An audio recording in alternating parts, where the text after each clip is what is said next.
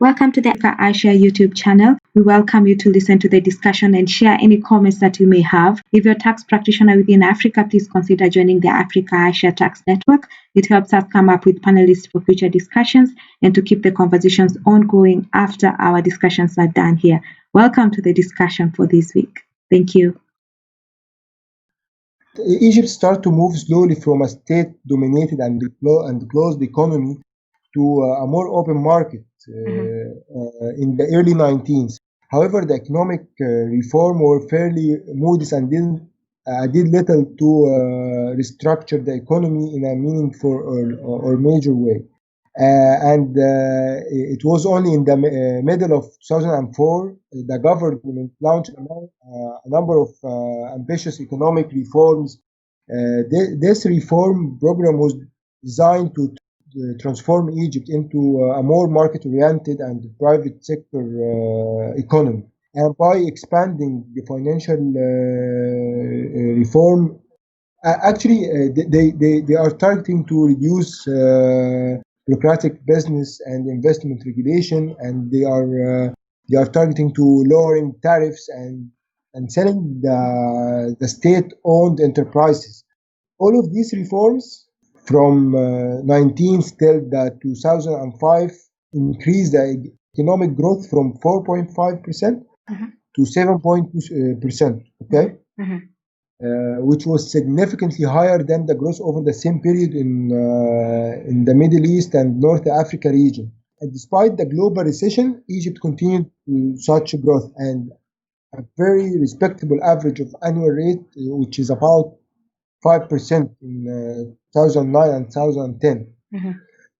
The growth mainly was a result of the increasing number of exports and imports and enlarging the workers' remittance from overseas, and the Suez Canal income was very high during such time. And the substantial inflow of foreign direct investment was very high as well. Tourism receipts also jumped from 7 billion in 2005 to $12.5 billion in 2010, which is a very big number, actually. Because of the substantial improvement in the external accounts, the Central Bank of Egypt nearly doubled its holding of international reserve from 19 billion in 2005 to 35 billion by the end of 2010. Was the end of 2010, and we are starting 2012 by a very, very big Egyptian revolution. Okay. During the revolution started in 25th of Jan 2011. Okay. And during the 2011 and 2015. Okay, such period we can call it as a transition period. Okay, it's following the fall of the president Hosni Mubarak, which was the president till 2011. The macroeconomic picture worsened significantly. Economic growth during this period averaged at 2.5% a year. And by 2015, the unemployment rate had risen to 12.9%, with youth unemployment reaching a very high rate of 35%. We have a recession. The economic during such time was, we can say, destroyed. So during the transition period, the Supreme Council of Armed Forces assumed power as the transition government. The Supreme Council of Armed Forces was controlled the country. And after that, the President Mohamed Morsi have the control. The government of President Morsi elected in 2012 and found the economy in a cloudy shape. So tackling the immediate and long-term problems would have tested any government. President Mohamed Morsi was one of the Muslim Brotherhood. So such a group, they have no experience how to running the country and how to running the economy. So it was an overwhelming challenge. Furthermore, the government was totally absorbed in trying to handle the political problems that kept rising, and the economy was put on back burners during such time. There was absence of the implementation of meaningful economic plan, and the economy continued to go down. With the growth rate was very it's no growth actually, and unemployment average was very high. After that, we will move to the next year of the President Abdel Fattah al-Sisi, who is the current president. He took the office in June 2014. Has a plan to grow the economy and reduce the unemployment rate, and to develop the country and make a reform in the economical reform. I mean, and he implemented new policies, prioritize his task. He mainly focusing on the energy supply and how to improve public finance and attract external financing from the different countries and from the International Monetary Fund and the World Bank.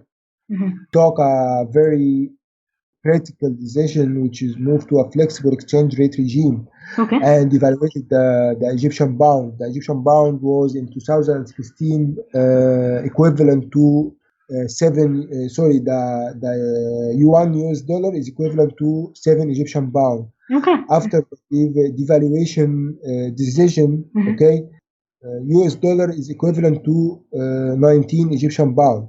Yeah, it devaluated the Egyptian pound, devaluated to the like almost the triple of its value. He removed the subsidy on the Egyptian pound, on subsidy on energy sectors and petroleum products. All of these decisions and all of these policies make the economy much more better, and working on the infrastructure as well, working on building up new cities and new bridges, tunnels, and stuff like that. The infrastructure is one of the main scope of our work.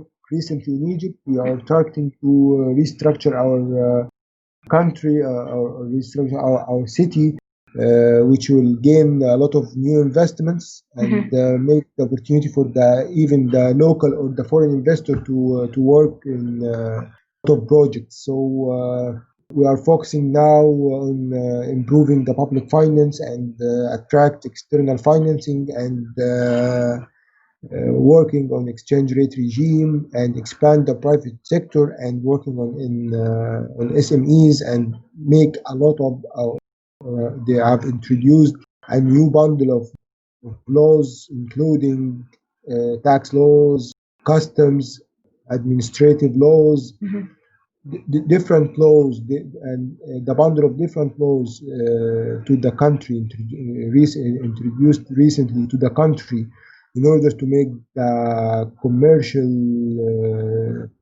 movement and the economy more developed. 4 years ago, or the past 5 years, we are working to reform our economy, and having loans from the different parties like International Monetary Fund, World Bank, and even a support or external financing from other sister countries in the shape of energy products or stuff like that, petroleum products. All of these is policies are helping us to maintain our economy or to make it much better than before. And so, what are the major exports, especially since 2015 and now with all the laws that have been passed to improve the Egypt economy? What are the major exports that Egypt exports to the world? Egypt mainly depends on the Suez Canal, okay, which is one of the main sources that can help us to have a foreign money, as we are helping the transportation or the movement of commercial stuff to pass through the Suez Canal. Mm-hmm. Suez Canal is like is an canal connect between a lot of areas. Okay, Okay. the Europe, any ship want to go from Europe to Asia have to pass through the Suez Canal, Mm-hmm. and even to Asia. So this canal have a very unique position Mm-hmm. on the map, Mm-hmm. and every chip or every movement Mm-hmm. within such canal have to pay like a fees or stuff like that. Mm-hmm. So the Suez Canal is one of the main sources of foreign income. Mm-hmm. Okay, Mm-hmm. and for the agriculture stuff, we are depending on exporting agriculture stuff as well. Mm-hmm. We are exporting power products like the excess of petroleum products. We are exporting the excess of our natural gas. Mm-hmm. One of the largest countries who are producing natural gas. Mm-hmm. Tourism is one of the main sources. Yeah. That's it. And we are not an exporting country. We are a consumption country. Mm-hmm. The main source of income, of the public income in Egypt is from taxes. Okay. It represents like 70% of the government budget. So we are depending on the taxes. Okay. Mm-hmm.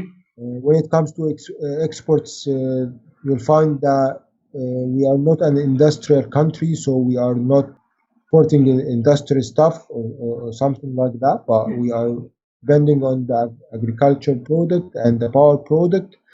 And recently, the government is working on making a network of electricity with different countries Mm-hmm. to export the electricity, the excess of electricity we produce to other countries. Mm-hmm. So they are targeting to export electricity to different countries. And right now, what's the unemployment versus employment status in Egypt? Like, because you say previously it hit the highest at over 30%. Currently, what's the employment status like for Egypt? Yeah, during the transition period, the unemployment was almost 35%. Mm-hmm. So, but now this rate is it's about 15%, which Mm-hmm. is it's a very big achievement to reduce such rate like 20% in 4 years. And this is because we have a lot of projects currently we are working on, even to building new cities and building bridges, a lot of bridges. We are working on it right now. So all of these projects needs youth and employee to work on. So that helped the government a lot to hire a lot of youth and a lot of employees. What is the sector that employs, like, is currently employs a lot of people? Is it the service sector, or what you're saying, like maybe like the development project? Who contributes for the biggest amount of employment to people in Egypt? The construction sector, one of the biggest sector working now in Egypt, the construction. Mm-hmm. After the construction, the tourism is very poor now. After one of the disadvantages of the revolution, that tourism is very low now. We don't depend on the tourism right now, as a lot of foreigners or a lot of tourists change their mind to visit Egypt, as it's not stable right now to visit unstable country, have political issues and stuff like that. So a lot of people who are working on the tourism sector changed their career. Mm-hmm. So the industrial sector is coming after the construction. Mm-hmm. Then the services companies. Mm-hmm. And the SMEs. The SMEs is one of the very growing sector now. And the technology companies and the SMEs or the entrepreneurship who are working on developing apps uh, and stuff like that is very growing sector, and a lot of youth are working on such topic. Okay. And tell me, is Egypt like part of any like economic group community within Africa, and how is that going? Like, is it, like how most African countries are either within COMESA or within, like, the East Africa countries are in the East Africa community. So Egypt, what does it look like with the other neighboring countries and other regional economic groups? Yeah, actually, Egypt joining the African countries in a lot of agreements, and there are a lot of like deals between the Egypt and different countries like Sudan. Sudan is one of the countries in Africa that we are having a lot of common projects. We are working on it both. Yeah. So tell me a brief comment on like the Ethiopia and Egypt dispute on the Nile, where Ethiopia wants to construct a dam and uh, collect the water up from the Nile before it gets to Egypt, because it's along the way to in Ethiopia. And it seems to have generated quite some heat recently, where Ethiopia is Yeah, yeah, insisting that they will build the dam because Egypt built as the Aswan, like the dam is already built. Egypt also wants to yeah, build the dam, and there was an agreement which Ethiopia seems yeah. to want to like change the terms of. What's really going on there from the Egypt side? Oh, okay. Like I've said, that we are all African countries, Mhm. and Ethiopia has the right to build the dam. Okay, it's his country, and it's the it gain a lot of benefits for the community, and that's fine. And Egypt as well have a certain amount of water that needs to have on annual base. Okay, Mhm. they are discussing that topic nowadays in a peace way, Mhm. and we need to keep all of our rights. Okay, Mhm. the Ethiopian country will be okay, and it's fine to build a dam and to reserve a portion of water, but in the same time we are as Egyptian country or the Egyptian people, we have right of abortion. So it's a very complicated issue, Okay. but we are discussing it with Ethiopia, and I'm pretty sure that the Egyptian government and the Ethiopian government will reach to a fair decision that keep the rights of both countries without making a harmful or any harm to any of such countries. So, and without making it a global or without making it in a public issue, any country has their other political purposes can introduce, or the issue between Egypt and Ethiopia, and we reached to a certain agreement that keep the rights of both countries, and the government work on such manner. Yeah, and how much economic activity does the Nile bring for Egypt? Like, is there a lot of like irrigation that comes from the water from the Nile and farming? Like, how much does the Nile contribute to the economic activity of the people even who live around the Nile and the country? Is it much, or is it? Yeah, yeah, it's not related to economic only. It's related to a life. Okay, Mhm, mhm, it's only the main river in Egypt is the Nile River, so we are depending on it on our day-to-day life. mhm. Okay, Mhm. So it's not an economical issue. It's related to the survive. Yeah. Okay. So Yeah. when it comes to the economy, yeah, it's the agriculture to in Egypt is very important one. We are based on different agriculture products, and we are depending on agriculture on exporting as well. Mm. You'll find that we export agriculture products, so it depends on the Nile River and even different industries. The power production industry based on water, but it's not only Nile River. It depends on sea river. Sorry, on the sea water as well. So the production of electricity depending on generating electricity based upon the water. Okay, Mm. Mm. And also so like the fresh water yeah, that you consume in every home, like yeah, the fresh yeah, water that you're getting is mainly from yeah, the Nile. yeah, Mm. sure. So the power production sector, depending the power plant, depending on the water, either it comes from the Nile or the sea after the making some modification on it. But at the end of the day, we are depending on the Nile River in different ways. Mm.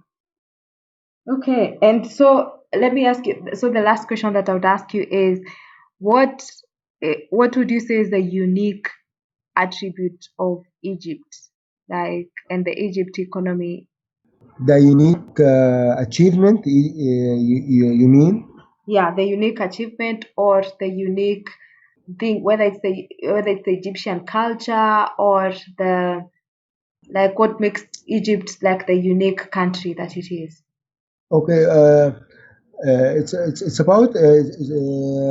I mean, it was related to a decision. I mean, Mm-hmm. the devaluation decision that was. It's not an easy decision at all, as a lot of governments in Egypt along the past 30 years don't have the ability to take such a decision to devaluate the Egyptian pound, Mm-hmm. okay, against the US dollar, so and remove the subsidy. Mm-hmm. This decision was very good decision indeed, Mm-hmm. despite of making the price is very high and stuff like that, because we are based or we are depending on importing stuff from outside. So anything you are buying from abroad by the foreign currency, so you find that everything become much more higher than before. But it makes the economy like in a break-even point, or we can back to the track. After the transition period, the Egyptian economy was very cloudy. Mm-hmm. So by taking such a decision and removing the subsidy, it was a very challengeable decision Mm-hmm. during such time in 2016. But we accept such a challenge, and now we maintain our position, and we are moving toward a more flexible exchange rate. After the devaluation, the Egyptian pound was like 19 EGP per US dollar. Mm-hmm. Now we are almost 15. So this is an indicator that the economic become much more better than 3 years ago. Mm-hmm. And the target in 2025 that the US dollar will become only 13. So the current government have a plan. They are working on improving the economy. And recently, during the past couple of years, one of the most achievement that the government have made, that they have widened the Suez Canal. Okay, Mm-hmm. they are working to widen the Suez Canal and make more facilities to help the logistics movement and stuff like that, and to increase our foreign income from outside. So this both decision was really, really effective. Yeah. Is Egypt the only country that is controlling the Suez Canal? Yeah, yeah, Okay. So all revenue that comes from the canal goes to Egypt. yeah. Okay, that's very interesting. Okay. Thank you so much for like sharing those insights on Egypt's economy. Thank you very Thank, much. thank you so much, Christine. Thank you for watching the discussion. If you like the discussions, please subscribe to our YouTube channel, like our videos, and follow us on social media on Facebook, Africa iShare platform, on Twitter, Africa iShare. Thank you.